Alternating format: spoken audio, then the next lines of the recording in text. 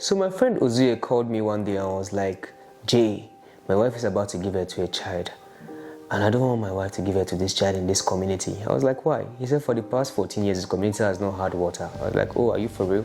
So what do you want me to do? I was like, he wants me to tell a story about his community. I'm a very curious guy. I was like, oh, sure, I would like to do that story. Then I called my friend Dawali, who was a very curious guy like me too. And he was like, you want to do stuff, that kind of work also. So we headed to Abaji, where the community was, and we actually spent a night there. We told the story of how the people fetch water in the community at night, and early in the morning how they fetch water in the community early in the morning.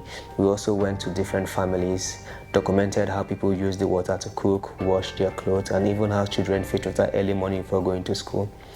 So the essence of all this study was to do some sort of crowdfunding for them so that they could actually have this local borehole they call Tuka Tuka in Hausa. But eventually these pictures and video went viral, and the whole House of Rep members, everybody saw it, and it was so amazing.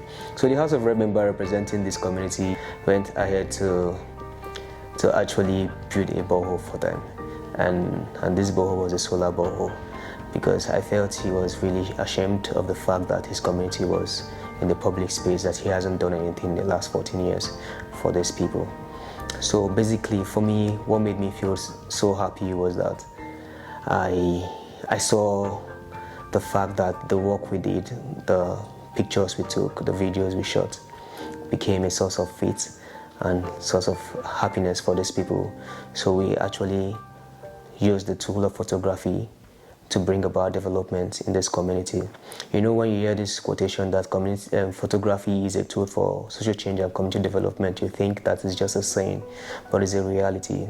Therefore, I advise photographers, as you do your work in these far-to-reach communities and anywhere you are, even at your backyard, make sure you put your mind into it to make sure that the story is being told well, because your story can be a source of development to a community. Your story can be a source of change to a community. Your story can even bring a smile to a people. Your story can even change the fate of a people. So one singular picture can do a lot. That is the story.